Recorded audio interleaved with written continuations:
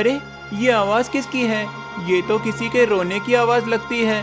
लगता है किसी को मेरी मदद चाहिए। खाना यहीं रख देता हूँ और अभी जाकर देखता हूँ।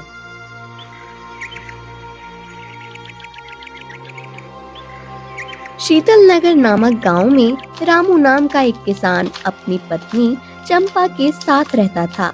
रामू ईश्वर पर आंखें बंद करके भरोसा करता था, इसलिए उसकी किस्मत हमेशा उस पर मेहरबान रहती थी। चंपा, मैं खेत के लिए निकल रहा हूँ। शाम को जल्दी आ जाऊंगा। तुम सारा दिन घर पर अकेली होगी तो बगल में काकी के यहाँ चले जाना। ठीक है रामू, आप बस अपना ध्यान रखना। रामू अब अपने खेत पर चला जाता है। चल रामू, अब जल्दी जल्दी खेतों का काम खत्म कर ले ताकि घर पर जाकर चंपा के साथ वक्त बिता सके। वो बेचारी भी कब तक घर में अकेली बैठी रहेगी। थोड़ी देर बाद हो गया काम खत्म। अरे वाह रामू, काम खत्म होते ही बारिश होने लगी। गांव में सबसे ज्यादा हरी भरी फसल तेरी ही होती है। इधर तू मेहनत करता है और उधर तेरी फसल तैयार। ऊपर वाले तेरे भी किस्से निराले हैं। जिसको देता है तो छप्पर फाड़ कर देता है। जैसे तू मेरी फसलों पर मेहरबान रहता है, वैसे ही अब मुझे एक संतान भी दे दे तो मेरा और मेरी पत्नी का अकेलापन दूर हो जाएगा। रामू की किस्मत हमेशा उस पर मेहरबान रहती थी। उसकी फसलें गांव में सबसे अच्छी होती थी, जिसे देखकर गांव के कुछ लोग उससे जलते थे। एक दिन अरे, इसकी फसलें तो बहुत ही हरी भरी और घनी होती हैं। ऐसा करता हूँ, मैं इसके खेतों में जंगली हाथी छोड़ देता हूँ। जंगली हाथी इसकी फसल को खराब कर देंगे। अगले दिन हाँ, ले आया मैं हाथी। अब होगी इसकी फसल बर्बाद। अरे अरे अरे, ये क्या? ये हाथी तो रामू के खेतों में जाने की बजाय मेरे खेतों में जा रहा है। अरे बाप रे बाप, मेरा खेत। रामू पीछे से आकर, राजन क्या हुआ? तुम्हारे खेत में हाथी घुस गया क्या? याद रखो, जो दूसरों का बुरा चाहते हैं अंत में उसका ही बुरा होता है। तुम मेरा कुछ नहीं बिगाड़ सकते क्योंकि मेरे साथ ईश्वर है, ईश्वर। इतना कहकर रामू अपने घर चला जाता है। राजन क्रोधित होकर, अपने आप को समझता क्या है? मैं भी इसके खेत बर्बाद करके ही दम लूंगा। बहुत घमंड है ना इसको अपनी किस्मत पर। मैंने भी इसकी किस्मत को अपना ना बना लिया तो मेरा नाम भी राजन नहीं। थोड़ी देर बाद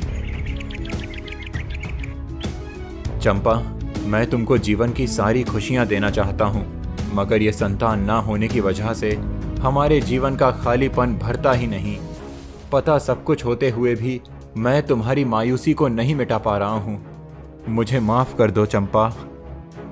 अजी, आप क्यों माफी मांग रहे हैं? इसमें आपका क्या दोष? शायद ईश्वर को यही मंजूर है। चंपा, मेरे मन में एक बात आई है।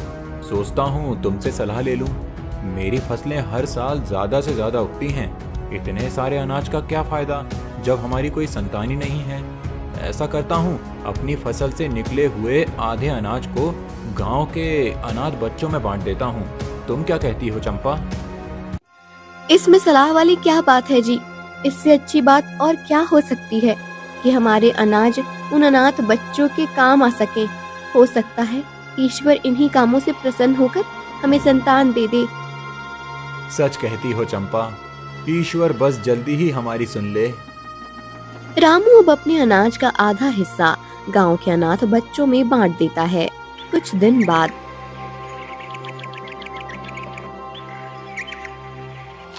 रामू अपने खेतों की तरफ जाते हुए,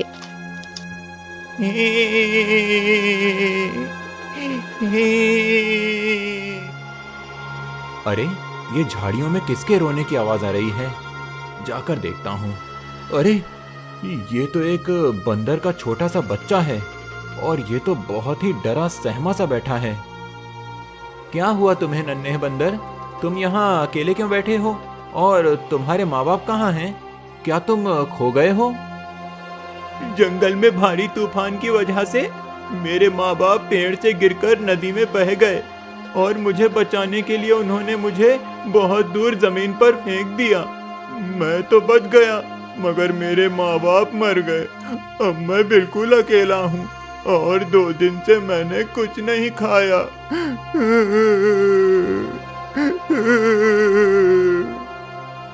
अरे अरे अरे नन्हे बंदर, इस तरह रोते नहीं। तुम मेरे साथ चलो, मैं तुम्हें खाना भी खिलाऊंगा और तुम्हें हमेशा के लिए अपने साथ रख लूंगा। बोलो, चलोगे मेरे साथ? बनोगे मेरे बेटे?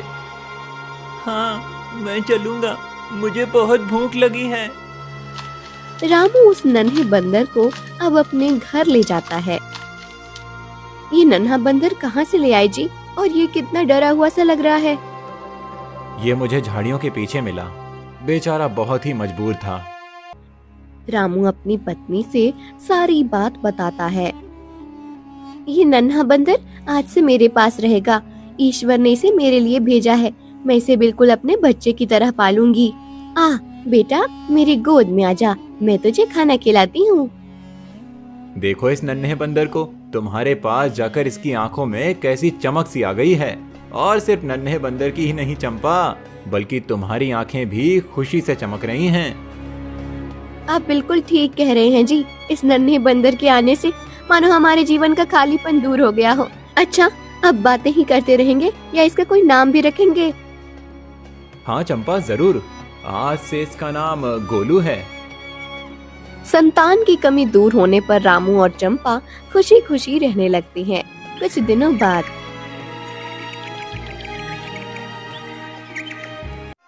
रामू के खेत हमेशा लहलाते रहते हैं।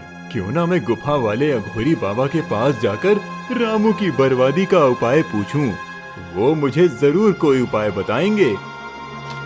राजन अघोरी बाबा के पास पहुंचकर रामू की किस्मत के बारे में उसे बताता है। मैं उस रामू से बदला लेना चाहता हूँ। वो हमेशा अपनी किस्मत का रोब दिखाकर मेरा मजाक उड़ाता है। ये ले राजन, ये एक टोना करने वाली हड्डी है। जा, ये हड्डी रामू के खेत में जाकर गाड़ दे। जब तक उसके खेत में ये हड्डी रहेगी, उसकी खेती दिन ब दिन खराब होती जाएगी और उसकी किस्मत की खेती तुझे मिल जाएगी। अब तेरे खेत लहराएंगे और उसके खेत मुरझाएंगे। क्या आप सच कह रहे हैं बाबा? हाँ, मैं बिल्कुल सच कह रहा हूँ। अब जा यहाँ से। अब उस रामू को सबक सिखाता हूँ। बड़ा उसको अपनी किस्मत पर घमंड था ना। कहता था ईश्वर मेरे साथ हैं। अब दिखाता हूँ ईश्वर उसके साथ कैसे रहते हैं। जल्दी जल्दी जाता हूँ और चुपके से हड्डी को रामू के खेत में गाड़ देता हूँ। अब राजन हड्डी को रामू के खेत में गाड़ देता है। अब देखता हूँ रामू के खेत कैसे लहलाते हैं। कुछ दिनों बाद अरे वाह, मेरे खेत हरे भरे होने लगे हैं और उस रामू के खेत कैसे सूख रहे हैं। ये क्या, मेरे खेत दिन ब दिन सूखते क्यों जा रहे हैं? ऐसा तो पहले कभी नहीं हुआ। कड़ी मेहनत के बावजूद भी मेरी किस्मत मेरा साथ क्यों नहीं दे रही है? ऐसे तो मैं बर्बाद हो जाऊंगा। अब समय इसी तरह बीतने लगता है और रामू के घर में अनाज खत्म होने लगता है। कुछ महीनों बाद ये क्या, ये तो हमारे भूखे रहने के दिन आ गए। हमारे साथ तो अब हमारा बच्चा गोलू भी है। उसे हम कैसे भूखा रख सकते हैं? ईश्वर, कुछ तो दया करो हम पर। चिंता मत कीजिए जी, ईश्वर ने चाहा तो सब कुछ ठीक हो जाएगा।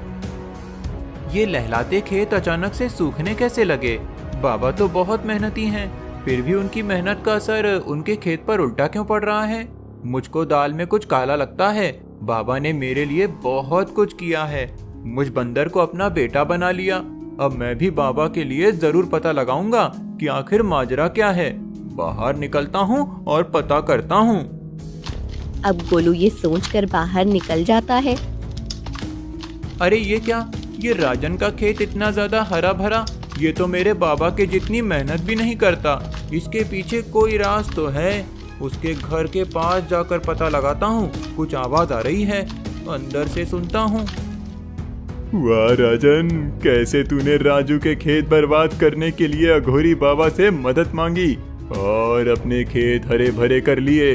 बाबा की दी हुई हड्डी रामू के खेत में गाड़ कर कैसे उसकी तकदीर मेरी बन गई। उसके खेत सूख गए और मेरे खेत लहलाने लगे। जय हो बाबा की।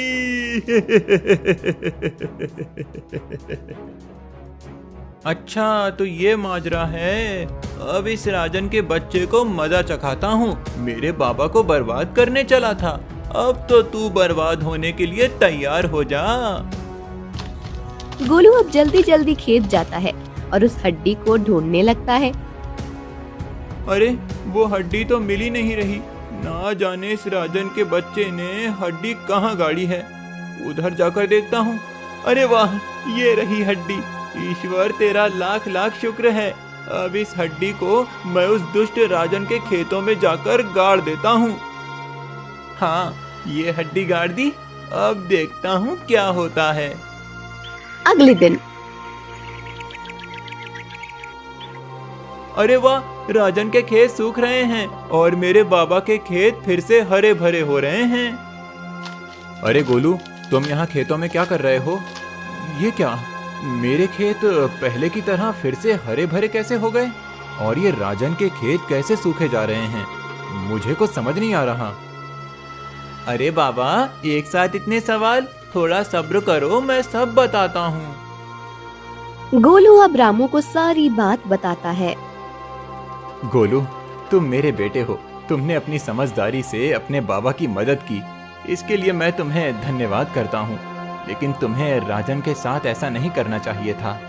बुराई का बदला बुराई से नहीं दिया जाता, आगे से याद रखना। चल अब घर जा, तेरी माँ कब से तेरी राह देख रही है। ठीक है बाबा, मैं जाता हूँ, लेकिन आपको मुझे धन्यवाद नहीं करना चाहिए। जैसे आपने मुझे अपना बेटा मान लिया, वैसे ही मैंने भी आपको अपना पिता माना है और आपके लिए मैं अपनी जान भी दे सकता हूँ। बहुत बड़ी बड़ी बातें करने लगा है, जान दे देगा। अगर जान दे देगा तो मेरा और तेरी माँ का क्या होगा? अरे तू तो हमारी छोटी सी दुनिया है। चल अब घर जा और अपना ध्यान रखना। ठीक है बाबा, जाता हूँ और आपकी सिखाई हुई बात को भी याद रखूंगा। इतना कहकर गोलू घर चला जाता है।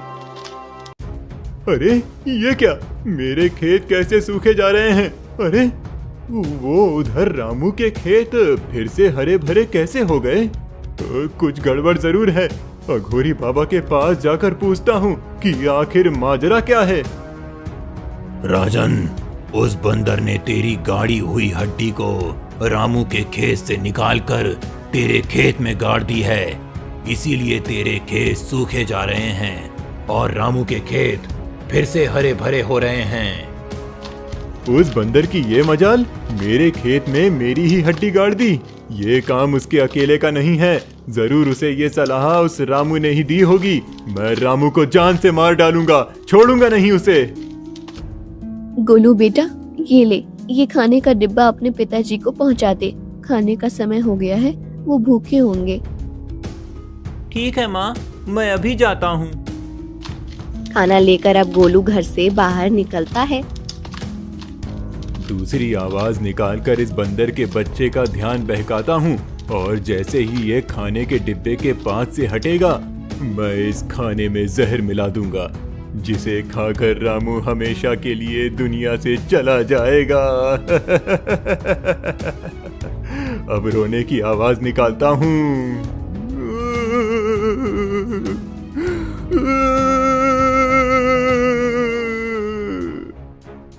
अरे ये आवाज किसकी है? ये तो किसी के रोने की आवाज लगती है। लगता है किसी को मेरी मदद चाहिए। खाना यहीं रख देता हूँ और अभी जाकर देखता हूँ। गोलू के जाते ही राजन चालाकी से खाने में जहर मिला देता है और फरार हो जाता है। अरे यहाँ तो कोई भी नजर नहीं आ रहा है। ना जाने कौन रो रहा था। किसकी आवाज थी जो मुझे सुनाई दे रही थी? यहाँ तो दूर दूर तक कोई नजर नहीं आ रहा है। या तो ये किसी की शरारत हो सकती है, या तो ये मेरा भ्रम हो सकता है। चलो अब बाबा के पास चलता हूँ, वरना माँ को पता चल गया कि मैं अब तक बाबा के पास नहीं पहुँचा तो मेरे कान खींचेगी। गोलू रामू के पास पहुंचकर, ये लो बाबा, खाना खा लो। माँ ने तुम्हारे लिए गर्मा गर्म खाना भेजा है। तुम्हें भूख लगी है ना? चलो फटाफट से खाना खा लो। अरे तू आया, क्या खाना लेकर आया है? अरे तू क्यों चला आया? मैं खुद ही आ जाता खाना खाने के लिए।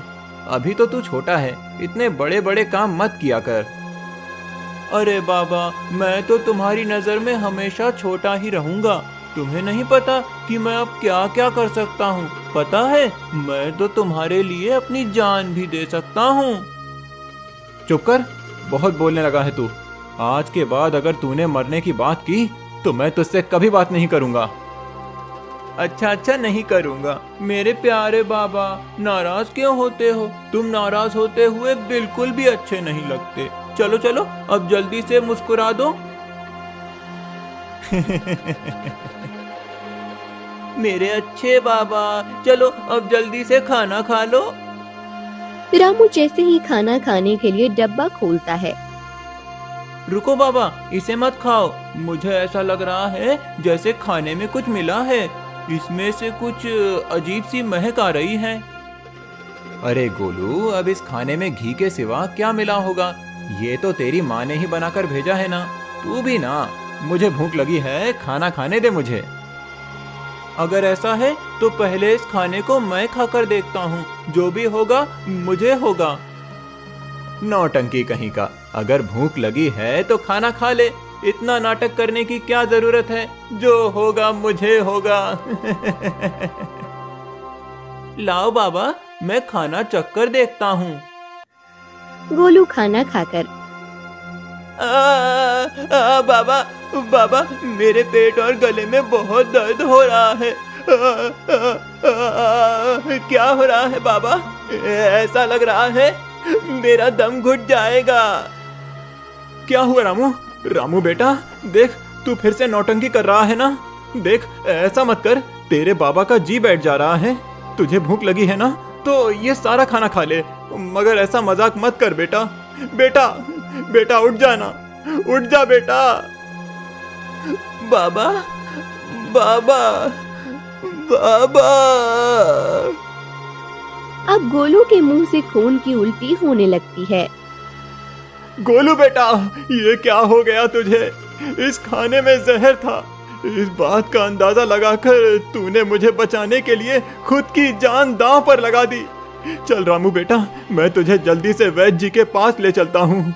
तुझे कुछ नहीं होगा, मैं तुझे कुछ नहीं होने दूंगा। चल बेटा चल। नहीं बाबा नहीं, अब कुछ नहीं हो सकता।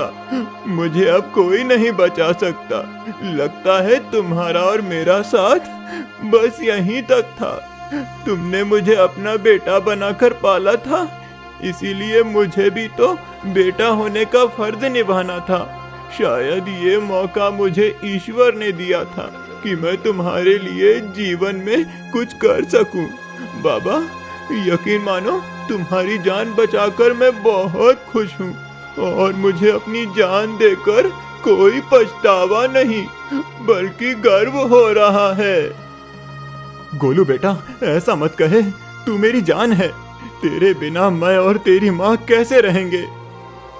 ऐसा मत कहो बाबा, तुम माँ का ध्यान रखना।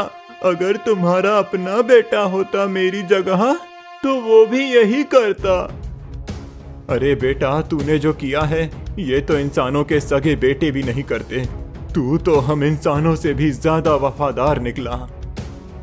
राजन ये सब पेड़ के पीछे से छुपकर देख लेता है और पछताते हुए दौड़ कर आता है। मुझे माफ कर दो रामू, खाने में जहर मैंने मिलाया था ताकि तुम उसे खाकर मर जाओ। तुम्हारी किस्मत और तुम्हारे लहलाते खेत मुझसे देखे नहीं जाते थे, लेकिन मुझे इस बंदर की वफादारी देखकर अपने ऊपर शर्म आने लगी है। ये जानवर होकर इंसानों से ऊपर गया और मैं इंसान होकर हैवान से भी गिरा हुआ बन गया।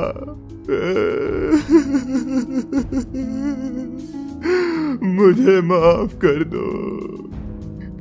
रो मत राजन चाचा, मुझे इस बात की और भी खुशी है कि मैं जाते जाते आपको भी बदल कर जा रहा हूँ।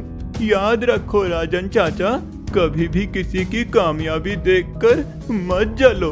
अगर कामयाबी खुद के लिए भी चाहते हो तो ईश्वर से मांगो, क्योंकि देने वाला और लेने वाला दोनों वही है। इतना कहकर गोलू दम तोड़ देता है। गोलू मेरे बेटे, तूने ये क्या किया? तू तो मजाक में कहता था जान देने को, मगर आज तूने सच में अपने बाबा के लिए अपनी जान दे दी। अब मैं तेरी माँ को क्या जवाब दूंगा? चलो रामू भैया, गोलू को घर ले चलते हैं, इसका अंतिम संस्कार भी तो करना है। अब दोनों मिलकर गोलू को घर लेकर जाते हैं। ये सब क्या हो गया जी? मेरा बच्चा, मेरा बच्चा। चुप हो जाओ चंपा, मैं तुम्हें बताता हूँ कि कैसे तुम्हारे बेटे ने मुझे बचाने के लिए खुद अपनी जान दे दी।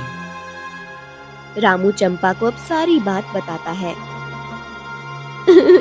मेरे बच्चे, तूने तो आज मेरी परवरिश का कर्ज अपनी जान देकर अदा किया। अपने बाबा की जान बचाकर तूने आज मेरा सर गर्व से ऊंचा कर दिया। गोलू मरते मरते अपनी वफादारी का सबूत दे जाता है। मरने के बाद भी उसकी वफादारी गांव वाले के लिए एक सबक बन जाती है। आम के गांव में अंबर नाम का चालाक व्यक्ति रहता था। उसके जीवन का एक ही मकसद था, कैसे भी करके ज्यादा से ज्यादा पैसे कमाना। जब भी वह किसी धनवान व्यक्ति को देखता था तो उससे धनवान बनने का रास्ता पूछने लगता था। एक दिन अंबर घर से खेतों की तरफ जा रहा था, तभी उसे अपना एक पुराना मित्र दिखाई दिया। अरे रे गोपाल, बहुत दिनों के बाद दिखाई दे रहे हो मित्र। अब तो तुम्हारी वेशभूषा भी बदल चुकी है। क्या बात है, क्या बात है? मुझे भी तो बताओ। बस मित्र, किस्मत की बात है। दहेज में ससुर जी ने एक बकरी दी थी। देखो, बकरियों का दूध बेच बेच कर आज मैंने बहुत धन इकट्ठा कर लिया है। अब तो मेरे पास बहुत सारी बकरियां हो गई हैं। क्या सचमुच जानवरों का दूध बेचकर कोई इतना धन कमा सकता है? अगर ऐसा है तो मैं भी ये काम करूंगा। हाँ मित्र, क्यों नहीं। अच्छा ठीक है, मैं चलता हूँ। तुम्हें कोई मदद चाहिए हो तो मुझे बता देना।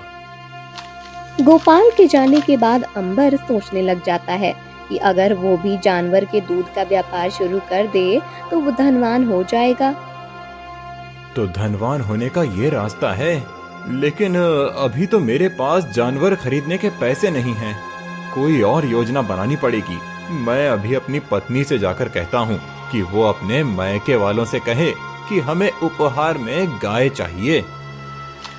अंबर खेत में ना जा करके घर वापस लौट जाता है। वो काफी गुस्से में होता है और अपनी पत्नी विद्या को देखते ही उस पर चिल्लाने लगता है। सुन लो विद्या, अपनी माँ को चिट्ठी लिखो और कहो कि मुझे उपहार में गाय चाहिए। अगर वो मेरी इच्छा पूरी नहीं कर सकते तो तुम्हें उनके पास वापस जाना होगा। ये तुम क्या कर रहे हो जी? मेरी माँ बूढ़ी हो चुकी है, उनके पास केवल गाय है जिससे उनका गुजर बसर हो रहा है। मैं भला उसे कैसे मांग सकती हूँ? तो तुम भी अपनी माँ के पास चली जाओ और वहीं पर रहना। अरे आखिर मैं जो कुछ भी कर रहा हूँ उसमें हम दोनों की भलाई होगी।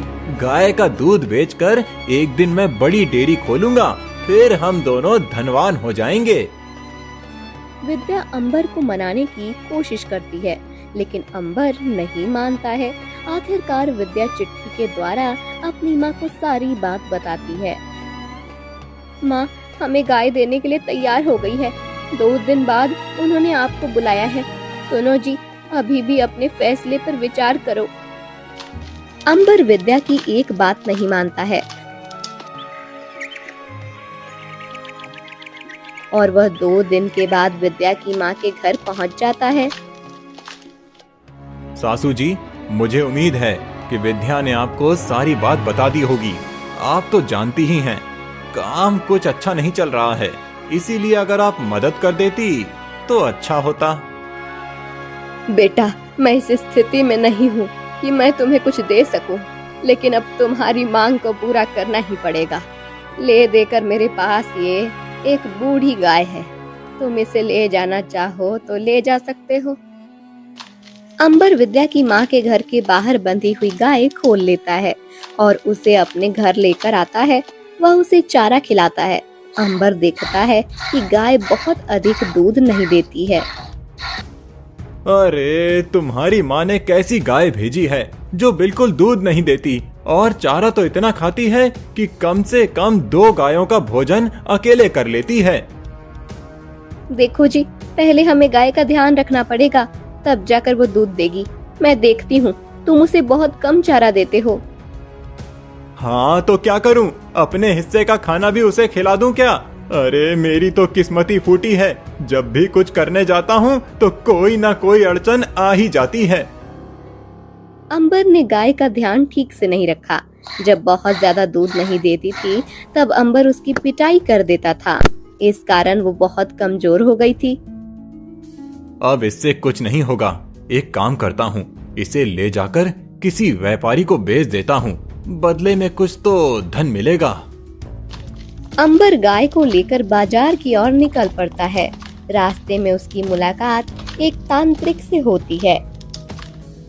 तुम्हारे चेहरे पर चिंता की लकीरें मैं साफ देख सकता हूँ। बताओ क्या बात है?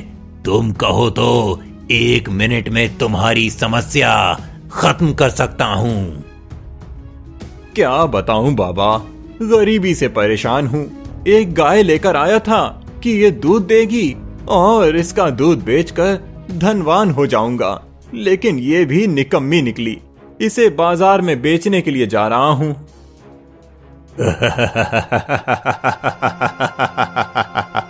बस इतनी सी बात, तुम्हारी समस्या मैं आज के आज हल कर सकता हूँ। बोलो, जैसा मैं कहूँगा वैसा करोगे? हाँ बाबा जी, कैसे भी करके बस आप मुझे धनवान बना दो। बदले में आप जो कहोगे मैं वो करूँगा। ये पोटली देख रहे हो? ये सोने के सिक्कों से भरी हुई है। मैं एक ऐसी जगह का रहस्य जानता हूँ जहाँ पर ऐसी हजारों पोटली पड़ी हुई हैं। चलो, मैं तुम्हें वहाँ लेकर चलता हूँ। घर चलते हैं मालिक। मालकिन हमारी राह देख रही होगी। मुझे ये आदमी कुछ ठीक नहीं लगता। अरे तू चुप कर। इतनी मुश्किल से धनवान बनने का रास्ता मिला है, मैं इसे ऐसे नहीं छोड़ सकता। चल, तुझे इस पेड़ से बांध देता हूँ। वापस आते समय तुझे घर लेकर जाऊंगा। अंबर गाय को पेड़ में बांध देता है। तांत्रिक अंबर को पूरी योजना बताता है और उसे लेकर एक गुफा के पास जाता है। देखो, मैं एक बार इस गुफा का लाभ ले चुका हूँ। दोबारा मेरा इसमें जाना संभव नहीं है। इस गुफा में एक व्यक्ति केवल एक ही बार जा सकता है, इसीलिए अब तुम जाओ। ध्यान रहे, एक पोटली से ज्यादा मत लेना। ठीक है बाबा, आप यहीं पर रहना। मैं अभी जाता हूँ और धन लेकर आता हूँ, फिर हम दोनों आपस में बांट लेंगे। अंबर गुफा के अंदर चला जाता है। वहाँ पर बहुत सारा सोने चांदी के सिक्के और धन रखे हुए होते हैं। ये सब कुछ देखकर अंबर की आंखें चौंक जाती हैं। इतना सारा धन! बेटा अंबर, जितना ज्यादा बटोर सकता है बटोर ले। जीवन में ये दोबारा मौका नहीं मिलेगा। अंबर जल्दी जल्दी सारा धन एक झोले में भरने लगता है। तभी वहाँ पर एक राक्षस आ जाता है। तू कौन है दुष्ट, जो इस प्रकार यहाँ से धन लेकर जा रहा है? मैं इस धन का मालिक हूँ। मैं तुझे यहाँ से बाहर नहीं निकलने दूंगा। अब तुम चाहे कुछ भी कर लो, लेकिन मैं इस धन को छोड़ने वाला नहीं हूँ। यहाँ से इतना पैसा लेकर जाऊंगा कि जीवन में फिर कभी कमाना नहीं पड़े। अंबर की ऐसी बातें सुनकर राक्षस को बहुत गुस्सा आता है। गुस्से में वह अंबर से कहता है, तू धन के लालच में अंधा हो गया है दुष्ट। मैं तुझे श्राप देता हूँ कि तू हमेशा के लिए अंधा हो जाए, तुझे ये दुनिया कभी दिखाई न दे। राक्षस के इतना कहते ही अंबर अंधा हो जाता है।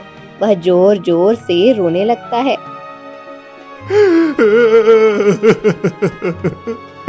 नहीं, मेरे साथ ऐसा मत करो। मेरी आंखें मुझे वापस लौटा दो। अब मैं लालच नहीं करूंगा। मुझे क्षमा कर दो। तुम्हारे लालच का यही दंड है जो मैं तुम्हें यहाँ से बाहर जाने की अनुमति दे देता हूँ। अंबर को कुछ दिखाई नहीं देता है। बड़ी मुश्किल से वो गुफा से बाहर आता है। बाहर तांत्रिक उसकी प्रतीक्षा कर रहा होता है। अरे, तुम खाली हाथ आ गए। धन कहाँ है? मैंने तुमसे कहा था कि धन लेकर आना, और तुम खाली हाथ आ गए।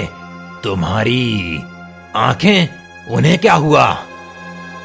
अरे दुष्ट, तेरे कारण अंधा हुआ। अगर तुमने मुझे इस लालच में नहीं फंसाया होता तो मैं अंधा नहीं होता। वहां पर एक राक्षस था जिसने मुझे अंधा होने का श्राप दे दिया। अंबर की बातें सुनकर तांत्रिक उसे वहीं पर छोड़कर भाग जाता है। अरे, तुम कहाँ गए? मुझे घर लेकर चलो। अरे, मैं कहाँ फंस गया हूँ? मैं घर कैसे जाऊंगा? मुझे तो कोई रास्ता याद नहीं। कोई मेरी मदद करो। कोई मेरी मदद करो। लगता है तांत्रिक भी चला गया। चलते चलते अंबर के पैर में ठोकर लगती है और वो जमीन पर गिर जाता है। वो काफी ज्यादा दुखी होता है। उसे समझ नहीं आता कि अब वह क्या करे। चलो उठो, मैं तुम्हारी मदद करती हूँ। मैं तुम्हें घर तक लेकर चलती हूँ। कौन है ये किसकी आवाज है? राधा? ये तो मेरी गाय राधा की आवाज लगती है। राधा, तुम यहाँ कैसे आई? मैंने तुमसे पहले कहा था कि वो तांत्रिक अच्छा आदमी नहीं है। जरूर वो तुम्हें किसी मुसीबत में डाल देगा। और देखो, मेरा अनुमान सच हुआ। मैं तो तुम्हारा पीछा करते करते यहाँ तक आई। राधा, राधा, मुझे क्षमा कर दो। मैंने तुम्हारी बहुत पिटाई की। तुम यहाँ तक मेरी मदद करने के लिए चली आई। मुझे क्षमा कर दो राधा। मुझे घर लेकर चलो। राधा अंबर को रास्ता बताते हुए घर तक लेकर आती है। विद्या अंबर का ये हाल देखकर हैरान हो जाती है। अरे, बोलते क्यों नहीं? ये सब कुछ कैसे हुआ? तू ही बता रहा था। कितना बड़ा हादसा कैसे हो गया? आखिर तुमने ऐसा क्या किया था? अंबर विद्या को पूरी बात बताता है, जिसे सुनकर वो आग बबूला हो जाती है। बस, मैं अब तुमसे तंग आ चुकी हूँ। मैं यहाँ 1 मिनट नहीं रुकने वाली हूँ। तुमने अपने लालच में केवल सब कुछ खोया है। पहले मेरी बूढ़ी माँ से उनका सहारा, गाय छीन लिया, और अब लालच में अपनी आंखें भी गवा बैठे। ऐसा मत कहो विद्या।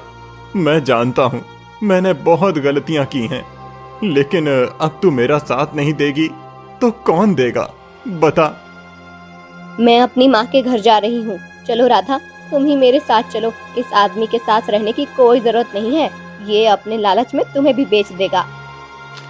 विद्या गुस्से में घर छोड़कर चली जाती है, लेकिन गाय राधा विद्या के साथ नहीं जाती है। वो अंबर के साथ रहकर उसकी सेवा करती है। पानी, पानी, कोई एक गिलास पानी पिला दो।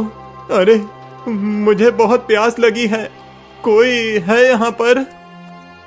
गाय राधा पानी लेकर आती है और अंबर को पिलाती है। एक दिन अंबर और राधा दोनों घर के बाहर बैठे होते हैं। तभी गांव के कुछ लोग अंबर का हाल चाल पूछने आते हैं। मैंने सुना तुम्हारी दोनों आंखें एक साथ चली गईं। आखिर ये सब कैसे हुआ? बताओ, क्या तुम किसी हादसे का शिकार हो गए थे? अंबर गोपाल को पूरी बात बताता है। वह सोचता है कि मित्र होने के नाते शायद गोपाल उसकी थोड़ी मदद कर दे। लेकिन गोपाल उसकी कोई मदद नहीं करता। सच कहा है किसी ने, लालच बहुत बुरी बला होती है। तुम्हें क्या लगता है धन कमाना इतना आसान है? अब तो तुम्हारी दोनों आंखें भी चली गईं। इतनी लंबी जिंदगी कैसे गुजारोगे? अरे भाई, सुना है उसकी पत्नी भी घर छोड़कर चली गई। बेचारा किस्मत का मारा। लेकिन सच कहूँ तो लालच तो उसने किया है और उसी का परिणाम है ये। हाँ भाई हाँ, अब हम अपने बच्चों को इसका ही उदाहरण देंगे ताकि वो लालच से दूर रहें और इसकी तरह अंधे न बने। गांव के लोग अंबर का खूब मजाक उड़ाते हैं और सब वहां से चले जाते हैं। अंबर को बहुत दुख होता है, लेकिन राधा अंबर का पूरा साथ देती है। तुम बिल्कुल चिंता मत करो मालिक, एक दिन तुम पूरी तरह ठीक हो जाओगे। देखना, तुम्हारी आंखें वापस आ जाएंगी। एक दिन राधा रास्ते से गुजर रही थी, तभी उसकी मुलाकात विद्या से होती है। विद्या राधा गाय को देखकर भावुक हो जाती है। राधा, अरे ओ राधा, बताना कैसे हैं वो? सच कहूँ तो मेरा भी उनके बिना मन नहीं लगता, लेकिन उन्होंने ऐसी गलती की कि जिसके बाद मैं उन्हें क्षमा नहीं कर पा रही हूँ। देखो, उसे गलती का एहसास है। वो पश्चाताप की अग्नि में जल रहा है। उसकी आंखें चली गई हैं। तुम्हें उसका साथ देना चाहिए और तुम उसे छोड़कर घर बैठी हो। मैंने सोच लिया है, अब मैं कोई ऐसा उपाय करूंगी जिससे उनकी आंखें वापस आ जाएं। मैंने शहर के बहुत बड़े वैद्य से बात की है। देखो, जिस कारण अंबर की आंखें गई हैं, हमें उस कारण को देखते हुए समाधान ढूंढना होगा। मेरे पास एक योजना है। अगर तुम मेरा साथ दो तो हम दोनों मिलकर इस समस्या का समाधान ढूंढ लेंगे। राधा विद्या को अपनी योजना बताती है, जिसे सुनकर विद्या उसका साथ देने के लिए तैयार हो जाती है। अगले दिन राधा सुबह सुबह घर से निकल जाती है। राधा, अरे ओ राधा, कहाँ जा रही है? तू तो जानती है मैं तुझ पर निर्भर हूँ। मुझे तो लगता है कहीं तू सबकी तरह मुझे छोड़कर न चली जाए। नहीं नहीं मालिक, मैं आपको छोड़कर कहीं नहीं जाऊंगी। मैं तो बस बाहर खुले मैदान में घास खाने के लिए जा रही थी। आप आराम करो, मैं समय से घर लौट आऊंगी। इतना कहकर राधा निकल पड़ती है। रास्ते में वह विद्या से मिलती है। तुम्हें तो पता है ना कि हमें क्या करना है। हाँ, मुझे उम्मीद है कि हमारी ये योजना जरूर सफल होगी। विद्या एक मोटा सा डंडा लेती है और राधा को मारते हुए आगे की ओर बढ़ने लगती है। अरे ओ दुष्ट, मेरे सर का बोझ! खाने को कितना अनाज खा जाती है और जब दूध देने की बारी आती है तो कुछ नहीं देती है। चल, आज तुझे किसी दुष्ट व्यापारी के हाथों बेच देती हूँ। नहीं नहीं मालकिन, मेरे साथ ऐसा मत करो। मैं जानती हूँ तुम गरीब हो, तुम्हें धन की जरूरत है, लेकिन मुझे बेचकर तुम्हें क्या लाभ होगा? इतने में एक तांत्रिक वहाँ आ जाता है। वही तांत्रिक जिसने अंबर को अपनी बातों में फंसाया था और उसे गुफा तक लेकर गया था। देखो देखो, ये वही तांत्रिक है जिसने अंबर को फंसाया था। हमें ऐसे ही आगे बढ़ते रहना है। उसे बिल्कुल पता नहीं चलना चाहिए कि हम कौन हैं। इस प्रकार विद्या और राधा दोनों अभिनय करते हुए तांत्रिक के सामने जाती हैं। बेटी, मैं तुम्हारा चेहरा देखकर बता सकता हूँ कि तुम्हारे जीवन में अपार धन है, लेकिन कुछ अड़चने हैं जिसके कारण वो धन तुम तक नहीं पहुँच पा रहा है। बाबा जी, सबसे बड़ी अड़चन तो ये दुष्ट गाय है। जब से मेरे घर में आई है तब से कुछ ठीक नहीं हो रहा है। मैं तो इसे बेचने ले जा रही थी। बेटी, ये देखो सिक्कों से भरी हुई पोटली। अगर तुम्हें बहुत सारा धन चाहिए तो मैं तुम्हारी सहायता कर सकता हूँ। मैंने पहले भी बहुत लोगों की सहायता की है। आपका बहुत बहुत धन्यवाद बाबा जी। जल्दी से मुझे वो रास्ता बताइए जिससे मैं भी धनवान बन सकूं। मैं बहुत गरीब हूँ, कृपया करके मुझे सहायता दीजिए। तांत्रिक विद्या को उस गुफा के बारे में बताता है और उसे लेकर गुफा के सामने जाता है। गुफा के अंदर खजाना भरा हुआ है। जितना धन चाहें यहाँ से ले जा सकती हो। ध्यान रहे, जो कुछ भी लेकर आना उसमें मैं भी हिस्सेदार रहूंगा। लेकिन बाबा जी, आप खुद चलकर क्यों नहीं धन ले लेते? आप भी मेरे साथ चलिए, हम दोनों मिलकर वहाँ से बहुत सारा सोना चांदी निकाल लेंगे। बेटी, इस गुफा में केवल एक बार जाया जा सकता है। मैं पहले भी जा चुका हूँ, इसीलिए दोबारा मुश्किल है। तुम जाओ और धन लेकर आओ। ठीक है बाबा, आप कहते हैं तो मैं जाती हूँ, लेकिन मैं इस गाय को भी अपने साथ लेकर जाऊंगी। तांत्रिक की बात मानते हुए विद्या गाय के साथ गुफा के अंदर चली जाती है। वो वहाँ जाकर किसी प्रकार का लालच नहीं दिखती है, बल्कि राक्षस की प्रतीक्षा करती है। तुम कौन हो और यहाँ पर क्या कर रही हो? मैं यहाँ किसी धन के लालच में नहीं आई हूँ, बल्कि वो रहस्य जानना चाहती हूँ जिससे मेरे पति की आंखें छिन गई। बेटी, यहाँ पर बहुत से मनुष्य आए, लेकिन कोई अपने लालच पर काबू न रख सका। तुम और तुम्हारी गाय इतने पवित्र हो, इस कारण मैं तुम्हारा ये रहस्य बताता हूँ। दरअसल तांत्रिक लोगों को बहला फुसलाकर इस गुफा में लेकर आता है, पर फिर जब वो लालच करते हैं तो मैं उनकी आंखें छीन लेता हूँ। ऐसा करने से तांत्रिक की शक्तियां बढ़ जाती हैं। हमें ये बताओ, तुम उसके कामों में उसका साथ क्यों देते हो? तुम्हें ये कार्य नहीं करना चाहिए।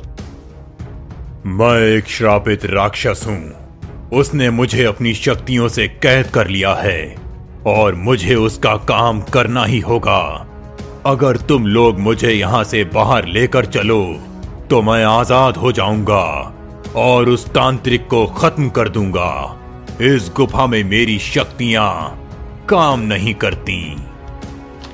विद्या और राधा दोनों राक्षस को लेकर गुफा के बाहर आती हैं, जहां तांत्रिक उनकी प्रतीक्षा कर रहा होता है।